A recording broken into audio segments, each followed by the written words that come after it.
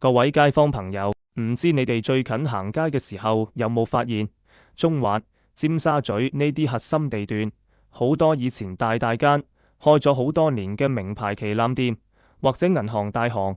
一係就縮細鋪面，一係就索性結業變吉鋪。你以為只係普通租務調整？如果你咁諗就真係太天真啦。真正嘅風暴係普通人睇唔到嘅高層寫字樓入面發生緊。今次老牌英資大型銀行靜靜一成交易就處理走價值105億港幣嘅實體商鋪同核心權重物業，徹底將重心移走。105億啊，呢個數字普通人幾輩子都賺唔到。但對於呢班精於計算嘅英資高層大班嚟講，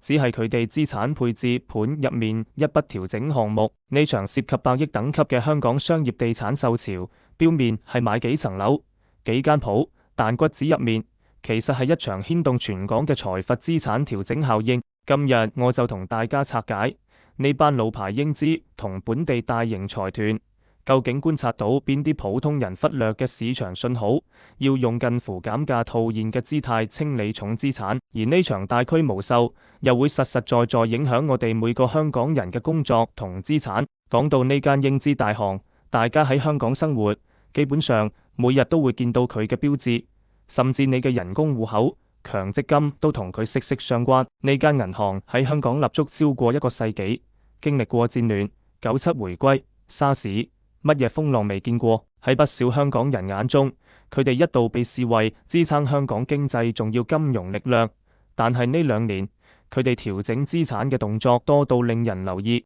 最受市場關注嘅就係佢哋將旗下核心地段多層中環商鋪同寫字樓物業，總值105億，秘密尋找買家接手，甚至願意以高峰期估值減3-4成嘅價格套現。好多人會問，英資銀行資金實力雄厚，每年淨係靠收息、財富管理都收入豐厚，點解要咁急住出售地產資產？呢度就涉及商業地產買賣入面一套精算邏輯。呢班英資高層大多出身精算行業，做任何資產判斷唔講成分，唔睇品牌歷史，只睇回報率2個字。以前核心區商鋪租金回報率隨隨便便有4至5厘，但近幾年全港寫字樓同商鋪空置率一路飆升，去到歷史高位。中環寫字樓空置率突破1成5，從前1尺萬元嘅租金神話已經打破，而家整體租金跌咗3-4成。呢間英資大行盤過數先發現，呢批105億實體鋪扣走高昂地租、管理費，再加租客持續要求減租壓力，實際淨租金回報率跌到僅剩2厘左右。最致命嘅係全球息率環境出現轉變，而家隨便將資金放去低風險海外國債，或者做大額定期存款，穩定利息都超過4至5厘。換句話講，呢105億如果繼續鎖喺香港地產磚頭入面，每年會白白損失幾億元潛在利息收益。既然持有物業成本高過資金回報，對於重視數據風險控制嘅金融機構，最理性務實嘅操作就係趁市場仲有承接力，就算需要減價，都一筆過出售實體鋪，套現現金送返總部，再投放去回報更高、風險相對更低嘅海外市場。但呢件事最值得深思嘅唔係單一銀行調整，而係引發嘅連鎖骨牌效應。香港經濟長期同地產緊密綁定，英資金融機構向來被視為市場風向標。由19世紀、20世紀開埠初期起，英資起貨倉、碼頭奠定香港對外貿易根基。去到70、80年代，英資像九龍倉、和記黃埔轉讓華資財團，開啟本地華資地產商幾十年黃金期。每一次英資大規模資產重組，都預示香港經濟結構迎來大調整。今次105億嘅套現信號一出，本地老牌華資財閥、家族企業全部捕捉到背後邏輯。大家面對傳媒都表示看好香港長遠發展，但私底下商業地產售潮已經蔓延全客。睇財經新聞就會發現，近年放售香港核心物業名單越來越長，有4大本地地產家族都靠經營商鋪起家，身家過百億隱形富豪通通陸續減持。有老牌財閥將銅鑼灣核心銀座式商廈以意向價減30%買予中資或外資基金，亦有富豪家族將旺角、尖沙咀多間地鋪打包出售，套現幾十億。呢種操作放在過往地產暢旺時期，完全難以想象。從前香港豪門傳統觀念係地產只買不賣，靠穩定租金實現世代傳承。而家連最中意持有磚頭嘅本地大企業都優先選擇持有現金，唔再囤積商業物業，本身就係一個強烈市場警示。到底各大財團同銀行睇到邊啲長遠隱憂，決定同步調整資產佈局？第一，香港整體商業營運模式出現結構性轉變。過去香港作為購物天堂同國際金融中心，支撐係大量高消費訪港旅客同源源不斷進駐嘅跨國企業，撐起中環寫字樓需求。但近幾年整個生態徹底轉變，零售層面從前尖沙咀廣東道、銅鑼灣羅素街租金冠絕全球，全靠高消費內地遊客購買名錶、名牌手袋。而家遊客消費模式轉為輕量級短途打卡，落香港淨係影相、食街頭小食，當晚坐高鐵返深圳住宿。從前專門高消費嘅客群，而家多數轉去海南免稅店或者歐洲選購奢侈品。高端零售需求收縮之後，月租千萬級別旗艦鋪自然難以租出。當租客由國際大牌變成平價散貨店，鋪位價值自然持續回落。寫字樓情況更加嚴峻。從前開國投行、外資律師樓、會計師事務所爭住進駐中環國金、置地廣場，是核心寫字樓為企業實力象徵。隨住全球地緣環境變化，再加企業全面推行成本控制、彈性居家辦公，不少外資將亞太總部搬去新加坡，或者大幅縮減香港辦公空間。從前一間投行承租3-4層寫字樓，而家縮到1層，甚至搬去九龍東，直接推高整體空置率。大量空置單位迫使各大業主開展減價搶租客，帶動整個商業地產估值調整。與此同時，持續高息環境，物業投資者都依靠銀行大額借貸擴張，借雞生蛋模式。過往低息年代借貸成本僅1至2厘，收3厘租金仲有利潤，再加樓價每年上升，模式可持續。而家市場息率去到5厘以上，借貸成本急升，但租金收入持續下跌，形成負利差。簡單講，大業主每持有1層樓、1間鋪，每個月都要額外貼錢支付銀行利息。負債率偏高嘅財團更面臨銀行要求提前還款風險。為保住企業現金流，避免資金鏈斷裂，唯一出路就係市場上售資產還債。當市場上所有大型持有者同時急於套現，就會出現人踩人嘅售潮。買家亦清楚各方急於出貨，自然大幅壓價。本來價值100億嘅資產，最後可能60至80億先可以成交。好多人會覺得100億級別財團調整資產只係富豪之間嘅博弈，同普通市民無關。但其實呢場大規模撤資對全港社會會帶來連鎖負面影響。第一重衝擊直接影響政府庫房收入。香港長期依賴高地價營運模式，政府主要收入來源除利得稅、薪俸稅，就係買地收益同物業買賣印花稅。而家商業地產交投冰封，各大財團忙於減債套現，無意競投新商業地皮。近2年政府推出商業地塊，一係流標，一係以遠低於市場預期價格批出。當政府仲要收入渠道收窄，公共財政容易出現赤字。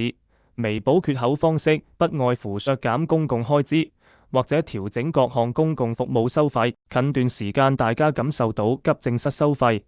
大學學費、交通費、罰款相繼調整，正正就係地產市道轉弱後，全港市民共同承擔嘅後果。第二重影響牽動全港打工族嘅就業機會。商業地產售、寫字樓空置，背後反映整個商業活動收縮。應知銀行出售實體簿，除套現之外，亦同步加速數碼化，減少實體分行據點，分行一間間收縮，寫字樓層數減少，直接帶來大量崗位調整。有銀行前線櫃台、客戶經理到後台資訊科技、行政人力團隊，都面臨凍薪、縮編，仲有依附商業地產生存嘅周邊行業。大型律師樓以往靠處理物業轉讓、幾十億商業貸款合約維持營運，每年營業額豐厚。而家地產交易萎縮，不少中環資深律師、會計師事務所出現工作量不足，甚至安排無薪假期。商業設計、大型裝修公司、中環尖沙咀中高檔餐飲亦同步受創。從前中環午市滿街西裝金融從業員消費數百蚊商務午餐，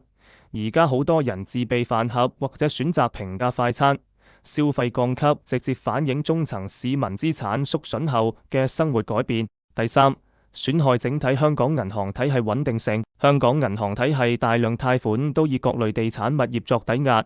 一旦商業地產價格持續下跌，跌幅達3-4成，容易出現抵押物價值低於貸款金額，資不抵債情況。大型財團抗風險能力強，但大量中小型發展商、獨立商鋪投資者難以承受，斷供機會上升，令銀行壞賬規模擴大。銀行需要提高壞賬撥備，直接削弱自身盈利。當金融機構對市場前景趨於謹慎，對普通市民、中小企業信貸審批會大幅收緊。好多做生意朋友反映，從前自用住宅抵押輕鬆借幾百萬營運資金，而家銀行見到零售、飲食行業生態，就算有抵押物，要麼拒絕，要麼大幅調高息率，中小企難以周轉，進一步引發結業同裁員潮，形成惡性循環。往更深層次睇，今次英資大行同本地財團同步調整重資產，本質係重新定位香港未來發展角色。過往香港獨特優勢係同時具備西方普通法制度、資金自由流動、國際監管標準，又背靠內地龐大市場，雙向橋定位吸引全球資金長線佈局，持有核心物業。隨住全球經貿格局出現長遠轉變，各大跨國資本會重新評估各地市場風險同收益平衡。對於擅長風險管理嘅英資機構，當判斷長期持有香港大量不動產，承擔嘅綜合風險高過潛在收益，就會推進輕資產化策略，英文叫 Asset-Light Strategy， 唔再大量持有自置物業，多間實體街鋪，保留數碼服務網絡，後台營運部門搬去營運成本更低嘅東南亞或內地城市。香港賺到嘅利潤不再投放本地地產擴張，透過派息、股份回購輸送返海外總部。本地老牌財閥思路大同小異，近幾年除完成手頭既有項目，極少再大手競投香港地皮，反而將本地套現幾百億資金投放去英國電網、水務、保障房、東南亞工業園、日本酒店等海外資產。呢種香港營運、海外佈局嘅操作，等同用資金流動方向對本地傳統商業地產模式投下觀望票。面對呢場幾十年一遇商業地產調整同資產重新佈局，我哋普通市民應該點樣做好財務自保？第一，徹底放下過去30年磚頭必升嘅地產迷思。過往香港人傳統理財觀係有錢就買樓、買車位、買商鋪，認為物業永遠抗通脹。中環尖沙咀鋪位只升不跌，但105億資產減價套現呢個事實證明，市場不存在只升不跌嘅資產。就算核心地段商業物業，大趨勢之下都會面臨承接力不足。如果你手上持有流動性差、租金回報偏低嘅非核心物業，例如冷場商鋪、偏僻車位，建議理性計算持有成本，趁仲有市場承接力，適度減價套現持有現金。未來數年整個市場最珍貴嘅就係流動性，手頭持有足夠活期、高流動資產，先可以度過經濟調整期。反之，所有身家綁定每月需要還貸嘅低回報物業，一旦收入波動，銀行要求補充抵押，好大機會陷入財務困境。第二，創業經營小生意嘅朋友要轉變擴張思維，現階段絕不適合高成本租大型實體鋪豪裝創業，連百億級銀行都縮減實體據點轉線上輕資產，小本經營更要把資，共享空間壓低固定租金開支，寧願做小做精保持彈性，唔好被高昂租金拖開生意。第三，普通打工者重點維持個人財務健康，盡快清還高息負債，例如信用卡欠款、私人貸款，同時儲備至少6個月至1年生活應急資金。資產調整帶來嘅連鎖裁員、減薪風潮難以完全預估，足夠現金緩衝，就算行業出現波動，都有時間重新規劃出路，唔會因為手停口停陷入恐慌。最後同大家講，面對大時代結構轉變，唔需要過度悲觀，亦唔需要過度樂觀。香港向來習慣經歷市場洗牌，每一代都有各自機遇同挑戰。從前英資轉讓資產與華資，當時好多人看淡香港，後來反而迎來本地地產黃金40年。而家各大資本選擇輕資產，調整地產佈局，短期商業市場難免經歷陣痛，